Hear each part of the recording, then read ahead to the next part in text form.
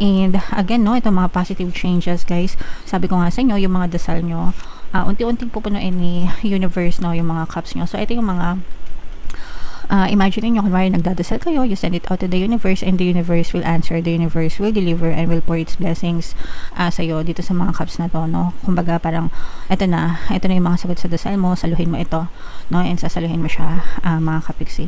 So your wishes are coming true, your dreams are coming true, your prayers are being answered, no? Sinasagot yung mga dasal nyo, guys. And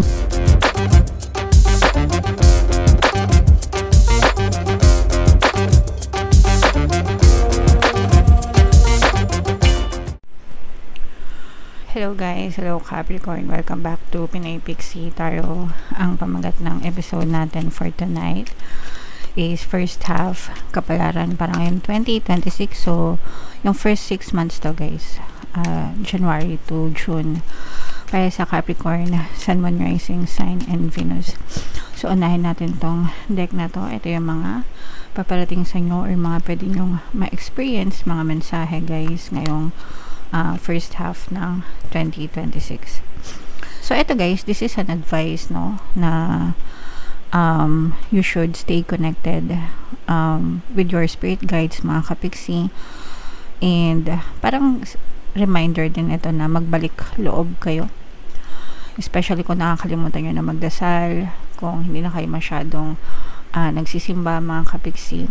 Although yung naiintindihan naman natin yan, guys, kasi hindi naman lahat may time na mag-church, diba? Pero at least man lang yung pagdadasal, mga kapiksi, okay? And connect with your spirit guides, mga kapiksi, and ask for guidance, for protection, and for help, no? Para talagang gabayan kayo ngayong taon ng 2026, guys, okay?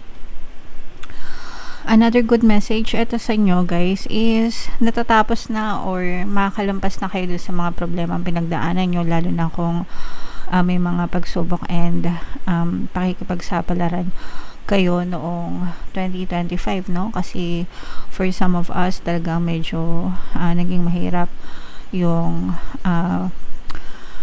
pakikipagbaka natin, no, last year. So ngayon, 2026, kung namomroblema pa kayo, pag napanood nyo tong video na to, huwag kayong mag-alala kasi sooner or later matatapos din yung mga problema nyo, makaka-recover din kayo, makakabawi din kayo, mga kapiksi, okay? Alright, and pay attention to your emotions and trust your intuition, mga kapiksi, no? Sabi ko nga, guys, palagi kayong magdasal and humingi ng gabay and protection. And kapag nagdasal kayo, guys, your spirit guides will guide you through your intuition, no? Para hindi kayo maligaw ng landas, guys, okay? So yan yung mga angel messages or mga paparating sa inyo, mga advice for 2026. Ito naman, guys, sa love naman to, silipin naman natin yung mga energy sa inyong love situation, guys. So meron dito naghahabol, mga kapiksi. So it's either ikaw yung naghahabol dun sa person mo or hinahabol ka ng person mo.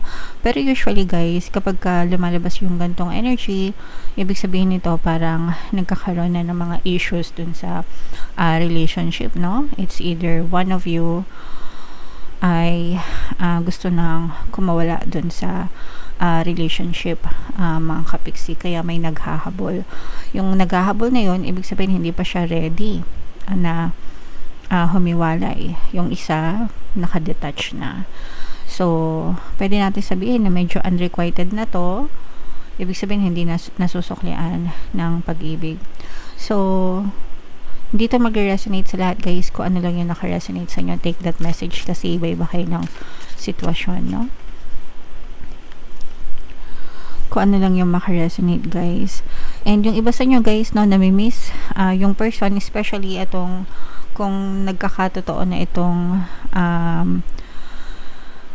tawag dito, parang iniiwan na kayo or iniiwan nyo na siya. Yung isa na naiiwan, parang namimiss niya yung person and palagi nang tinitingnan yung mga pictures, yung mga memories, palagi iniisip yung mga alaala.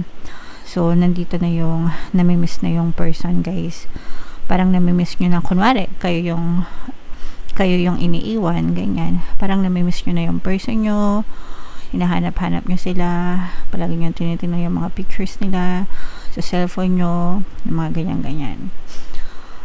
Pwedeng nag-i-stalk na rin sa mga social media account kasi nga hindi pa ready na mag-let go, mga kapiksi. Okay? And another love message, guys. Eto guys, no, for some of you, pwedeng naka-experience kayo na, pwedeng one night stand itong relationship na to. Or pwedeng, guys, yung person nyo is parang marami siyang option sa buhay. Ibig sabihin, hindi lang ikaw yung person niya. Pwedeng meron pa siyang ibang person. Ibig sabihin, pwedeng playboy or playgirl itong person na to, mga kapiksi. And hindi siya committed sa'yo. Although, baka kayo ay invested na kayo sa kanila. Ibig sabihin, minahal nyo na sila. Yung feelings nyo sa kanila malalim na, pero hindi sila committed, and para sa kanila option ka lang, isa ka lang sa mga options niya, pero marami pa siyang iba na mga na lovers, ganyan. Okay, so take it how it resonates, mga kabigsi. Syempre iba-iba kayo ng sitwasyon, kung ano lang yung makaresonate sa inyo, guys. Take that message. So, tingnan natin yung ganap sa inyo ngayong first half na 2026. Shuffle natin to, guys. Habang sinashuffle ko to, panoorin nyo muna yung video natin regarding sa ating paano mag-manifest ng abundance video course. Kapiksi, sawa ka na ba sa mga struggles at hirap sa buhay mo? Masipag ka ba at masikap sa buhay ngunit hindi ka pa rin umaasenso? Ilang beses ka na bang nag-attempt mag-negosyo at mag-invest pero palagi ka pa rin nalulugi? Sa pagkakataon na ito ay maaaring may subconscious beliefs ka na nagiging balakid sa iyong pag-unlad at pagyaman. Introducing, paano mag-manifest ng abundance video course. Dito ay matututunan mong ma-overcome ang mga balakid mo para tuluyan ka ng umunlad, umasenso, sumagana, maging matagumpay, successful at maswerte sa iyong kabuhayan, pera, trabaho, negosyo sa lapi at kaperahan ng bonggang-bongga. Dali, mag-send na ng email sa pinoypixie@gmail.com at simulan na ang iyong pagyaman ngayon. Alright, so sa lahat ng gusto mag-avail ng course, guys, meron tayong paano mag-manifest ng abundance video course, paano mawala ang third party, at magkaroon ng harmonious na relationship, paano pabalikin si ex or vice versa. Sa mga interesado, guys, mag-send lang kayo ng email sa pinoypixie@gmail.com. And sa mga naghahanap, guys, ng pampaswerte na lucky charms or lucky bracelet, aventurine, tsaka citrine yung recommended ko, mga kapiksi.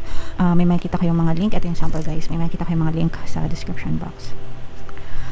So, Capricorn, kayo ay represent ng King of Pentacles sa ating spread. This is both positive and negative energy. Ito, guys, nakikita natin sa negative na may mga emotional pain pa kayo na pinagdadaanan. Ito ay dahil sa mga pagsubok na pinagdaanan nyo last year. Mga kapiksi, no? Sabi ko nga, guys, for some of you, pwedeng nakaranas kayo ng mga pagsubok, ng mga challenges. Yung iba sa inyo, pwedeng hindi pa nakaka-recover, pero habang pumapasok yung bagong taon or itong taon ng 2026 sa pagsisimula ng bagong taon nyo, unti-unti nyo itong malalampasan, makaka-recover. Sabi ko nga sa inyo, guys, diba? Makaka-recover kayo. And pwedeng ito din ay dahil dito sa tong fear of abandonment, mga kapiksi, kasi nga yung iba sa inyo pwedeng broken hearted yung iba dahil nga iniiwan na, or pwedeng iniwan na rin yung iba sa inyo nung person nyo, pero parang nasa in denial pa rin kayo, hindi nyo patanggap, mga kapiksi. Is kung lalo na kung nag-ghosted kayo or so parang nandun pa yung paghahabol, mga kapiksi, kasi nga hindi patanggap, guys. So, kaya nandun pa yung mga emotional pain nyo, mga kapiksi. So, para makamove on kayo sa mga heartaches nyo, guys, pwede nyo pakinggan yung ating Ho'oponopono and self-love na subliminal dito sa ating channel, mga kapiksi. Ginawa ko talaga yun para makatulong sa mga emotional pain na pinagdadaanan nyo, guys. Okay? And sabi ko nga, guys, makaka-recover din kayo, no? Ngayong taon ng 2026 first half, guys, magkakaroon ng magandang progreso sa buhay nyo. May tutulong sa inyo, mga kapiksi. May tutulong sa inyo para makabangon kayo, para makabawi kayo. And bukod dito sa tulong na to, guys, nakikita rin natin yung talagang pagsisikap nyo on your own, no? Ibig sabihin, parang dobleng tulong ito. Tinutulungan na kayo ng ibang tao, at the same time tinutulungan nyo pa yung sarili nyo, mga kapiksi, na makabawi. Kaya naman habang lumilipas yung first half ng 2026, mararamdaman mo na talagang unti-unti kang nagkakaroon ng progreso sa buhay, unti-unti kang nakabawi, unti-unti kang nakakabangon, mga kapiksi. And bukod pa dyan guys, talagang mararamdaman mo din unti-unti, no, habang dumadaan, lumilipas yung 2026, mararamdaman mo unti-unti na yung mga bagay na dinadasal mo, yung mga hinihiling mo kay universe, unti-unti kang makakita ng progress, mga kapiksi. Especially kung meron kayong mga plano, no? Kaya nga meron tayong kasabihan na nasa Diyos ang awa, nasa tao ang gawa. So may mga plano kayo, may mga pagkilos kayo, at the same time tinutulungan kayo ni universe, mga kapiksi. So maganda ito guys, kasi talagang pagbangon, pagbawi, and progreso, no, yung inyong parang main energy ngayong first half ng 2026. You are taking control of yourself. Unti-unti na rin kayo makaka-move on guys, no, kasi parang mas ipa-priority nyo na rin yung sarili nyo, tsaka parang mas magiging protective na kayo. Ibig sabihin parang protective of yourself, no, parang mas poprotektahan nyo na yung sarili nyo kasi ayaw nyo nang masaktan ulit ngayong taon na to, mga kapiksi. Okay? Alright. So, what else? Tingnan pa natin. Ay, mali. Ito pala. Sorry. Ayan, no. So, magkakaroon ng mga positive changes. Definitely, guys, talagang yung mga dasal nyo, mga kapiksi. So, these are endings and new beginnings, guys, no. Sabi ko nga sa inyo, yung mga problema, these are all endings, guys. Kaya lumalabas itong, so, ito yung mga energy ng mga problema nyo, but these are all endings, mga kapiksi. Ibig sabihin talagang matatapos itong mga problema nyo, and magsisimula kayo ng panibagong journey ngayong 2026. Focusing on yourself, focusing on parang mental or emotional stability nyo, guys. And for some of you, pwedeng you will also find your own passion. Parang hahanapin nyo ulit yung sarili nyo, guys. After ng mga pagsubok, mga kapiksi, you will focus more on yourself, and you will focus on the things that you love to do. Parang bahagi na rin ng healing journey nyo, guys, and pagbangon journey ngayong 2026, mga kapiksi. Alright? And again, no, ito mga positive changes, guys. Sabi ko nga sa inyo, yung mga dasal nyo, unti-unting pupunuin ni universe, no, yung mga cups nyo. So, ito yung mga imagine nyo, kunwari nagdadasal kayo, you send it out to the universe, and the universe will answer, the universe will deliver, and will pour its blessings sa'yo dito sa mga cups na to, no. Kumbaga parang ito na yung mga sagot sa dasal mo, saluhin mo ito, no, and sasaluhin mo siya, mga kapiksi. So your wishes are coming true, your dreams are coming true, your prayers are being answered, no, sinasagot yung mga dasal nyo, guys, and magkakaroon kayo ng mga positive changes kasi natatapos na yung mga kalbaryo sa buhay nyo, mga kapiksi. So tuloy-tuloy na yan. Napapansin nyo ba? Very progressive talaga. Hindi ko sure kung sometimes kapag tinitingnan yung cards, guys, kahit hindi nyo alam yung meaning, mararamdaman nyo kung positive or negative siya.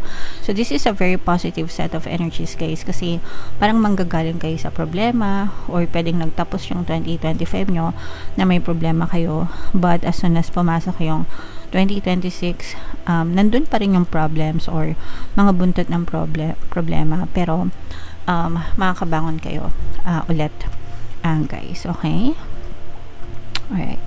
So, yan ang iyong reading ngayong first half, guys, ng 2026. Comment down below, mga kapiksi, if feeling nyo nakaresonate kayo.